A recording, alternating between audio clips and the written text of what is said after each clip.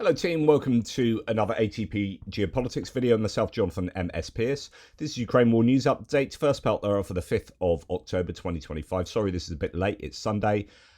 Late night last night, but I'll tell you what's probably a good thing. It is a bit later because some of the stats are finally coming in a little bit later than usual. The stats for the air defense and drone interceptions have just come through finally. It was a really heavy night for Ukraine. Again, something has to be done about Yellow-Buga. I'm going to talk about that a little bit later. We'll start with the Ukrainian general staff figures for the Russian losses for the day before. All the usual caveats apply, of course. 870 personnel lost. That's quite a significant downtick, about 100 fewer personnel lost today or in the last 24 hours than the day before. 4 tanks and a single troop-carrying AFV. 18 artillery systems. That's well below where we have traditionally seen that number, and 1 multiple launch rocket system with 35 vehicles and fuel tanks added to the list. So not huge numbers at all there in any of the categories. It could be weather connected, could be quieting down for one reason or another on the front lines. Not 100% sure.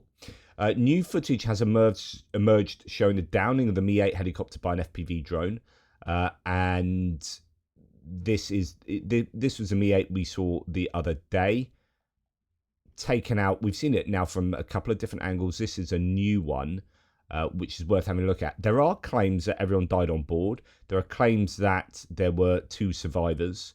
I don't know the details. I'm pretty sure in the initial footage that came out, you could see one person running around outside the wreckage to indicate probably at least 1 survivor. Claims that all the Marines in the back died and the pilot died, with the 2 other crew members surviving there. But that was pretty astonishing footage there of the flaming helicopter coming down. So that drone that hit, and it looked like it was just your regular RPG on the drone, really doing some damage to that helicopter and it catching alight in the air. So it'd be interesting to know how there was so much fire there, what it was that was burning.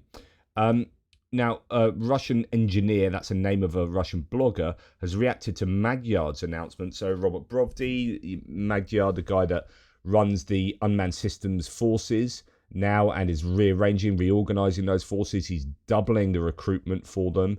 It's going to be big. He says, if I don't succeed in doing this, that, and the other, then I will leave. He's got big claims concerning where they are going. That announcement of big expansion of Ukraine's unmanned systems forces has prompted this reaction. Take it for what it is, pinch of salt and all that. So, quote, so the enemy has already 5 brigades with a fundamentally new organizational and staffing structure, which are based on completely different principles compared to the rest of the army. That is, those elements that do not fit well within a regular infantry unit. The Ukrainians also have stories of sending lazy drone operators to assault units, are gathered there together to work on interaction, new tactical schemes, test innovations, and constantly invent something themselves. On our side, Rubicon performs a similar function, and the enemy gets very nervous when Rubicon operators start working in some area.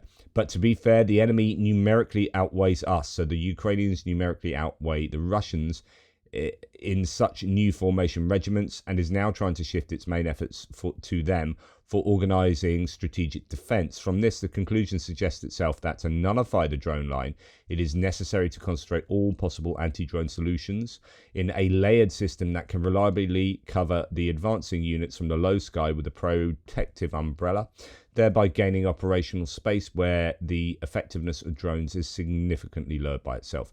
In other words, essentially an anti-drone special forces. And then Rubicon will be the sword. Such special forces, the infantryman's shield, which will drive a stake through the heart of the Ukrainian Nazi scum at the border with Poland. Okay, so typical language there at the end, but I think you can take away a couple of points. Is that Rubicon are pretty good, but the unmanned systems forces are numerically far more superior, and they are ramping up, their recruitment, and they will be getting the advantage with working on new tactical schemes, testing innovations, and constantly inventing things for themselves. So That's a bit of an insight from a Russian source. Now, here's a video. I have hardly any videos in this first section. I don't know. There was just a lack of stuff coming out yesterday and this morning.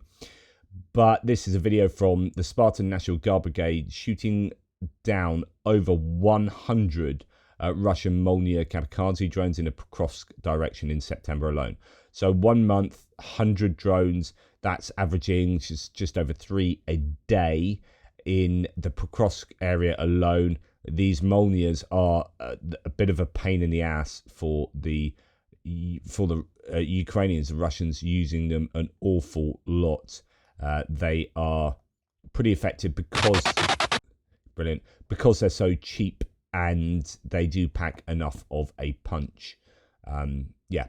Now this video came out this morning. I just thought I'd show you this. This is Kupiansk direction. Russian fighter in a pipe, just talking to the camera, and then suddenly a what looks like a wild boar just like runs down the pipeline next to him. Pretty incredible.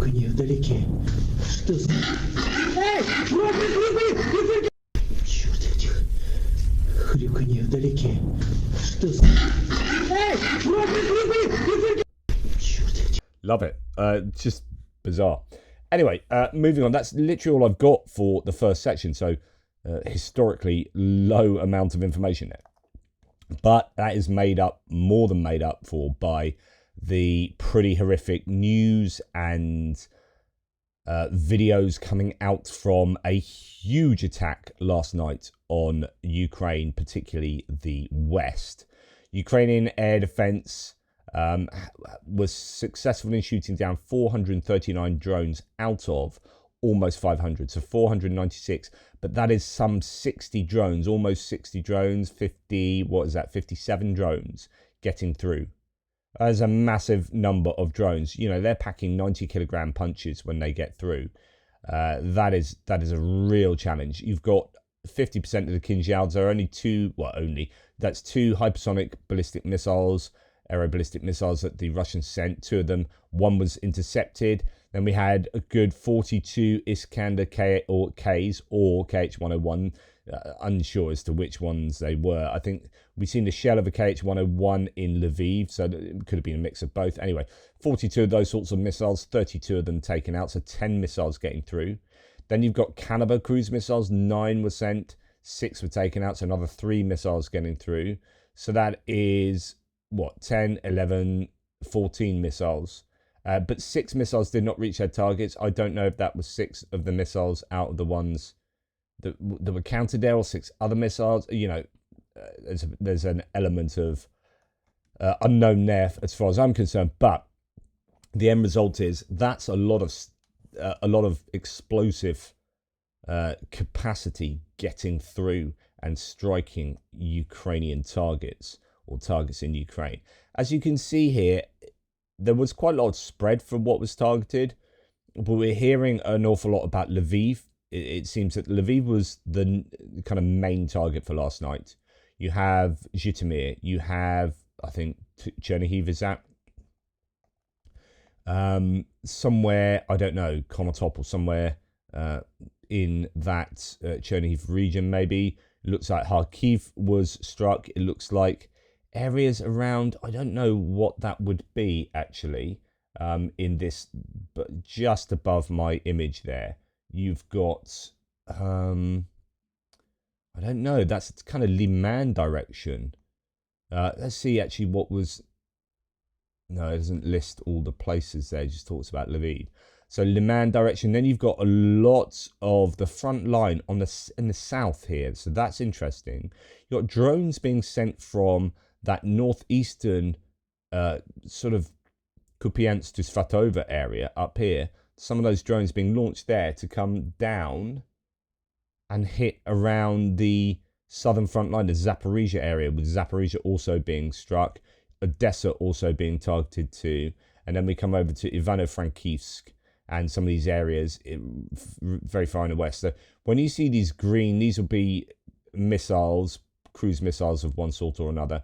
They are going for Ivano-Frankivsk and Lviv, and also places south of Lviv. These will be Ukrainian industrial facilities, almost certainly in the military industrial complex domain. But I say almost certainly because we see that Lviv commercial warehouses were massively struck last night, or at least one big one was struck. So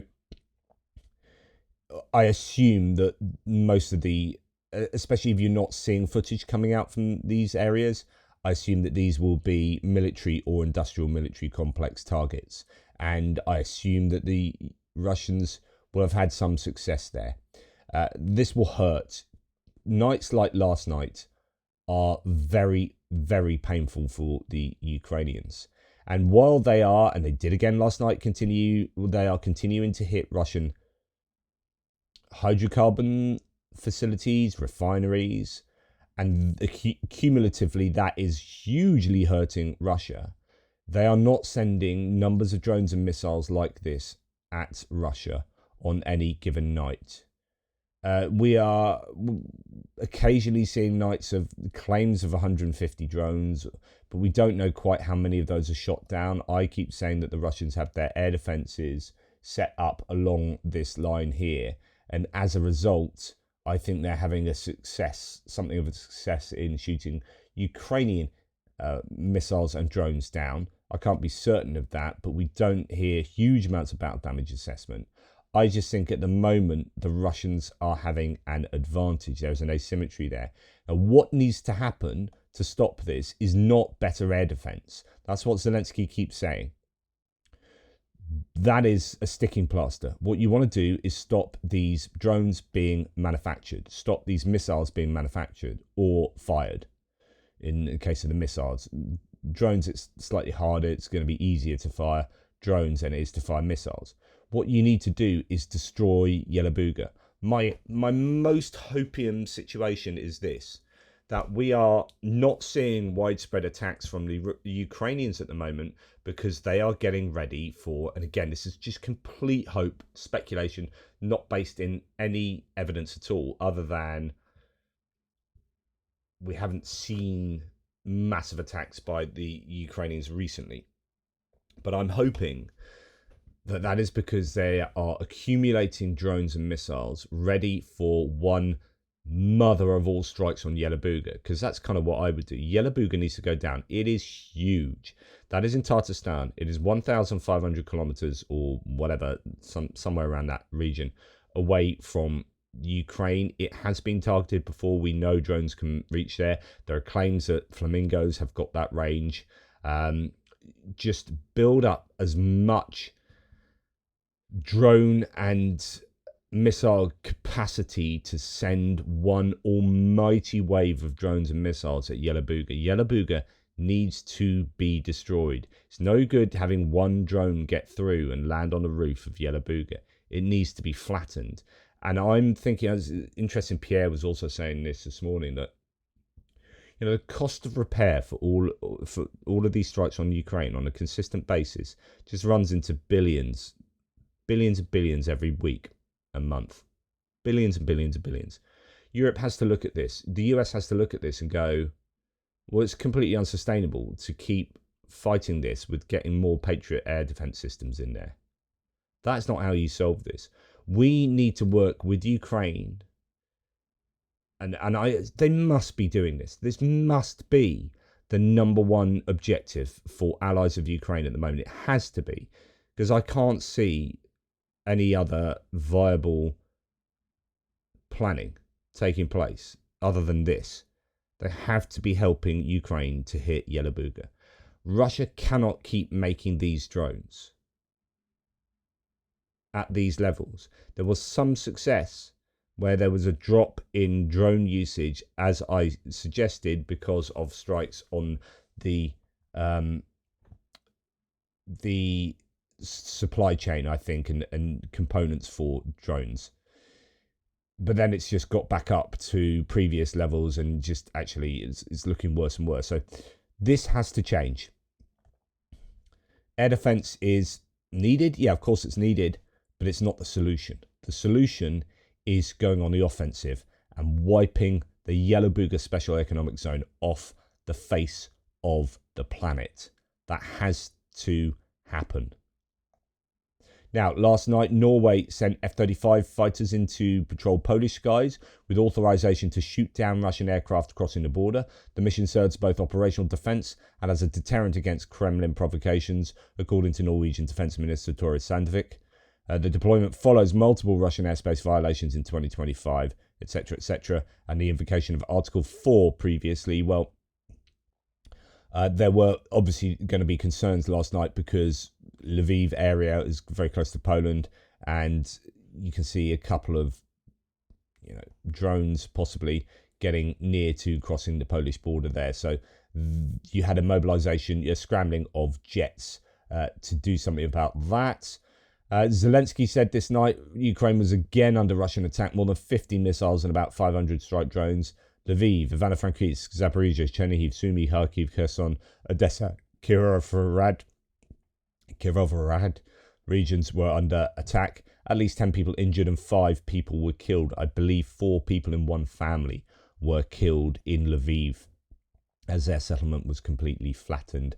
I think that might be the site there. Looks very much like something coming down in just a militarily worthless civilian area.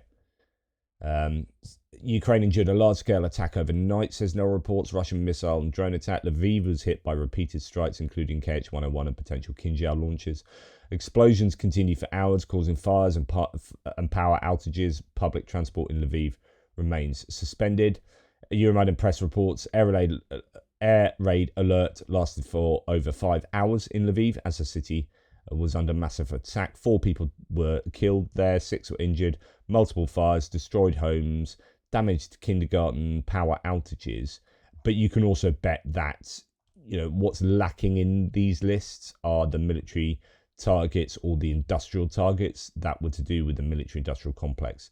They would have been hit as well, and the Ukrainians would likely keep them quiet.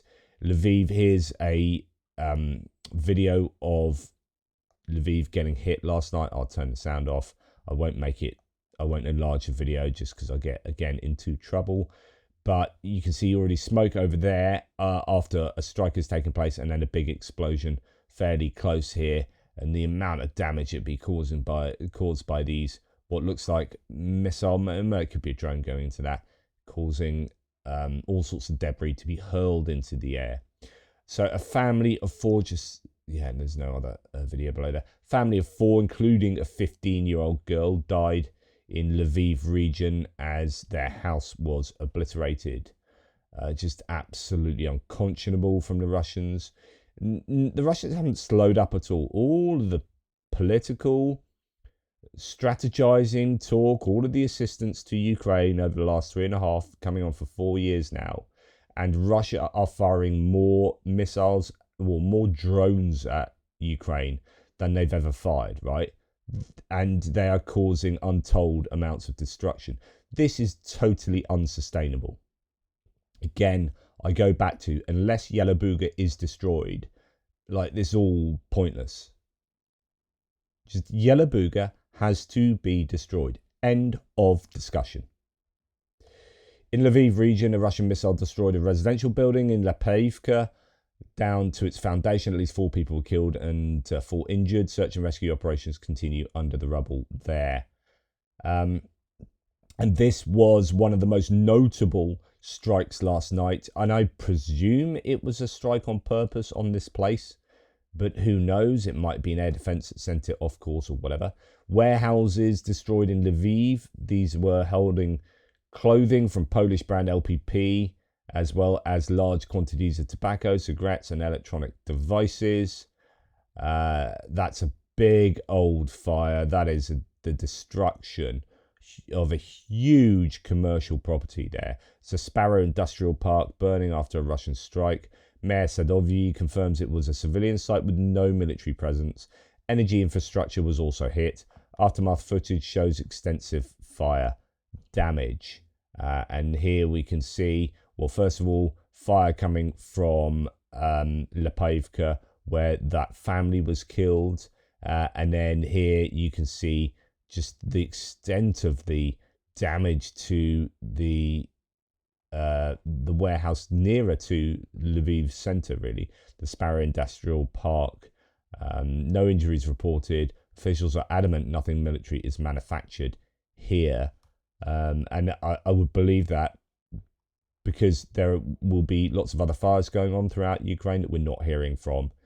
So usually when they do advertise what has been hit, it's probably that it is civilian or commercial in category there.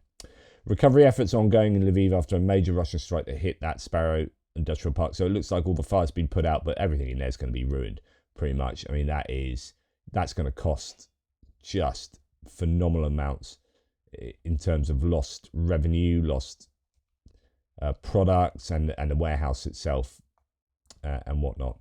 But it's not just Lviv. We do hear, although we haven't heard too much about other places, but here we're hearing about aerial guided glide bombs, actually, not what we were seeing in that infographic earlier, hitting Zaporizhia, southeastern Ukraine. The city endured at least 10 direct hits last night. So not only do you have all of the drones and the missiles hitting Ukrainian targets, but you also have civilian infrastructure being absolutely shellacked by the Russians with guided glide bombs released from planes close to Zaporizhia. You need a Patriot down there shooting down. And we did have that recently. They did lose a plane by all accounts, but they still seem to be up to no good. One person was killed there, 9 were injured. Apartment buildings and private homes damaged. Power outages followed there. So, yeah, Chernihiv strike what looks like on a gas station. I presume that's a petrol station, as we would call it.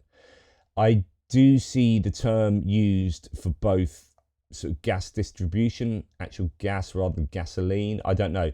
I've whinged about this before. The American desire to call petrol gasoline and therefore shorten that to gas. So gas stations, and then we have petrol, and then we have gas. Gas is just gas made of gas. So anyway, Russia struck a gas station in Chernihiv region twice, says Max 25. That's looking fairly flamey there. Then we're going to go to what took place the night before. Some horrific strikes, but some more information came out subsequent to my video yesterday. So the ruins of Kramatorsk thermal power plant in Donetsk after a missile attack there. I mean, that looks pretty horrific. Well, it looks like there's just a lot of damage done to the power plant in Kramatorsk. That has caused power outages. Then we had that train, that civilian train that was struck a couple of times in the Shostka area up in Sumy. This is what the inside of the train looks like. That was attacked today by a terrorist state in Shostka. During the filming, there was another Russian drone over the station that was recorded at the end there. You got the sound of it on there. So anyway, that's going for civilian infrastructure again, it seems. In fact, the attacks on Shostka yesterday, and I don't know if we're going to have any reaction about the strikes overnight from last night, but yesterday we had Ursula von der Leyen saying the EU stands with Ukraine as its people once again suffered at the hands of Russian barbarity. The shocking scenes emerging from Shostka railway station highlight Russia's reckless and continued willingness to attack civilians. The EU and its global partners must continue ramping up pressure on Russia until it finally accepts a just and lasting peace. Yes, absolutely. That pressure should come in the form of kinetic attacks on Yelabuga. End of discussion. Although I said that before and I'm still discussing it.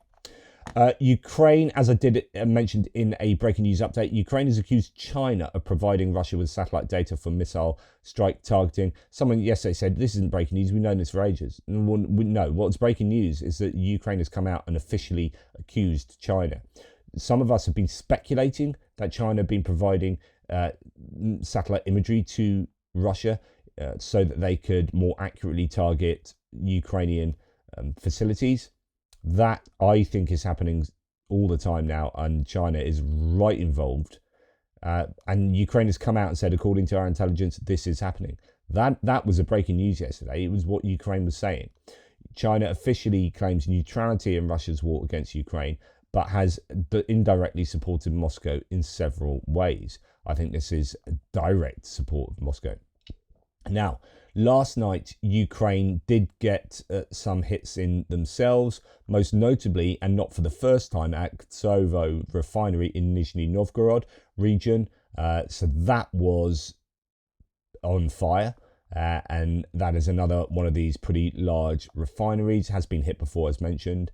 Drone attack on that facility. That is some fair distance from Ukraine. And NASA data does seem to suggest it is on fire quite a bit there. That's a fairly large set of red rectangles or red squares.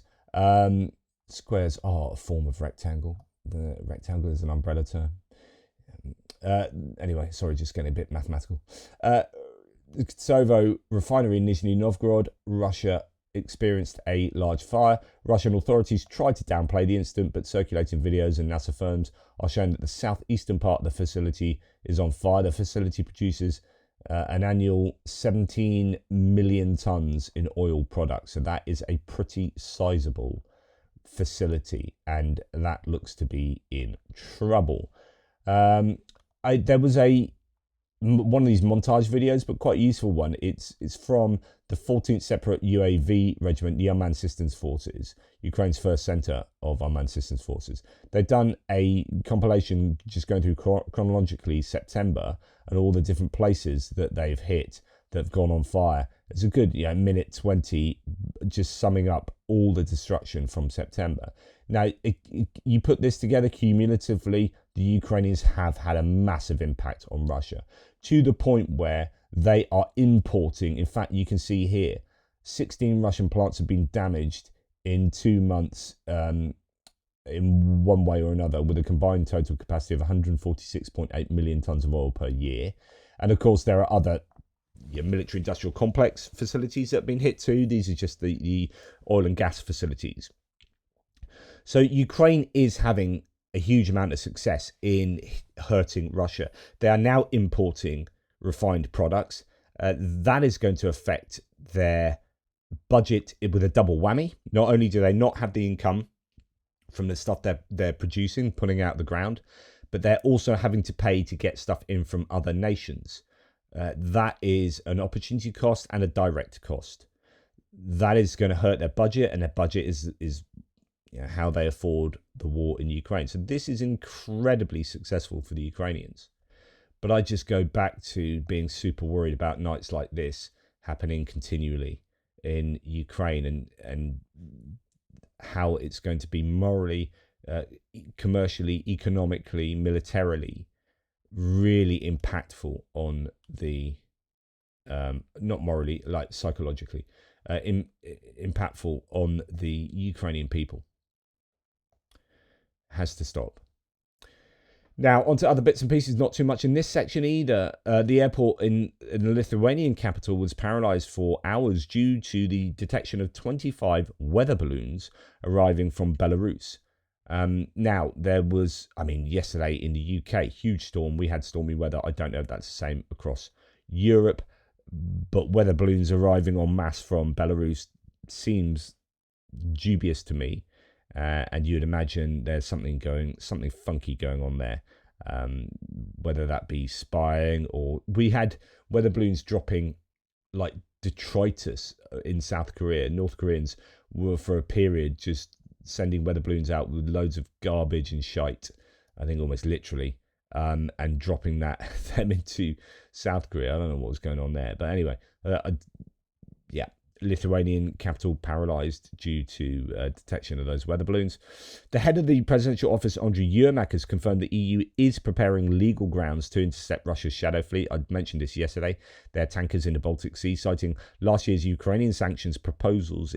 At least 16 unflagged ships may be detained under Article 110 of the UN Convention. So that would be good news if it happens, because that's going to stop Russia making money. It will hinder it, slow it down.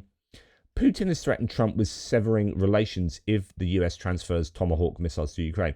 So this has come up again in another question to Putin.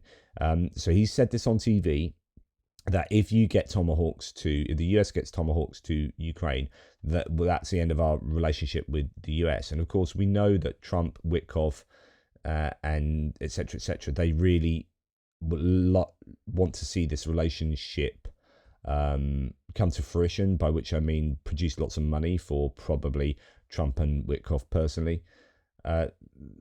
This is, I think, a case of Putin knowing what he's saying here very clearly. Like, this is, he can threaten nuclear, he can do the usual saber rattling, but he's chosen not to do this. And I said this is very interesting, and gives a green light to the US to give Tomahawks to Ukraine. Putin comes out and says this will ruin relationships between us and the US, and one would assume future economic ties between the two countries. And then we hear, the US is sort of backing down on giving Tomahawks to Ukraine. This approach, I would suggest, is a cleverer approach from Putin. This is hurting Trump where he hurts the most, which is, you ain't going to make oodles of money off Russia if you give them Tomahawks. I'm going to do a video soon on the Czech election. So Andrej Babis did win as expected, won pretty handily. But actually, it's a bit more complicated than that. And there is some good news coming from the results from Czechia. Anyway, Andrej Babis, the leader of the winning ANO party in the Czech elections, told Suspilna that Ukraine is, quote, not ready for the EU and the war must end first. He also stated that the Czech-led ammunition initiative for Ukraine should be coordinated by NATO. That's not good news in terms of some things he said, but, watch my upcoming video on that. And just the final thing I'll say, this is an article in The Guardian with Ukraine's deputy foreign minister. Russia is already at war with Europe and will escalating without a decisive response. Entirely what I've been saying for some time. And the idea here that, there seems to be escalations that are taking place on account of the Russians, and there doesn't seem to be a decisive response. Yelabuga needs to be blown up, and the Europeans need to be helping to do that, and the Americans. We did hear the Americans are going to help with targeting deep into Russia, and that was super significant yesterday. And my hope is that there's a particular place that might get targeted. Decoy drones are sent across Poland's border. Fighter jets are violating Estonia's airspace. Sleeper agents he called konservy, tin cans in Ukrainian position. Tin cans in Ukrainian, that's what they call sleeper agents, positioned at airports in Denmark and Germany, ready to be opened by the Kremlin when needed. He criticised European politicians for thinking in patterns and algorithms of the last century, where war means boots on the ground and tanks moving in. Yes. We're at war with Russia. It doesn't mean that we have all of our soldiers filing onto planes and boats to be sent to Eastern Europe. We are just at war in many other ways. So this chap argued, I won't say his names, too many Y's and L's and S's, argued that cyber warfare can now paralyze banking systems and drones achieve what nuclear weapons threaten. Just functional parallels between kinetic war and cyber war, information war, etc. Anyway, that's enough from me. Thank you so much for your support for the channel. Car for Ukraine. We are still running the Autumn Harvest campaign. Thank you to those who have helped. We are almost at the 13,000 point. It has slowed down after we got that first truck. Thank you so much to everyone who's helped. Thanks to Terry Schneider, who has helped out, and Matthew Bent, old pensioner from Australia, who himself was volunteered in Ukraine 2025 as an aid worker by raising funds and spending my life savings to go, doing my bit for freedom and righteousness in a big bad world. Slava Ukraine. Matthew Bent, that is insanely cool of you. Thank you for your assistance on behalf of Ukraine. Thank you. Awesome stuff. Anyway, go to atpgeo.com/donate to help out, as Matthew and Terry have done. Thanks to all of you. Take care, and I'll speak to you soon.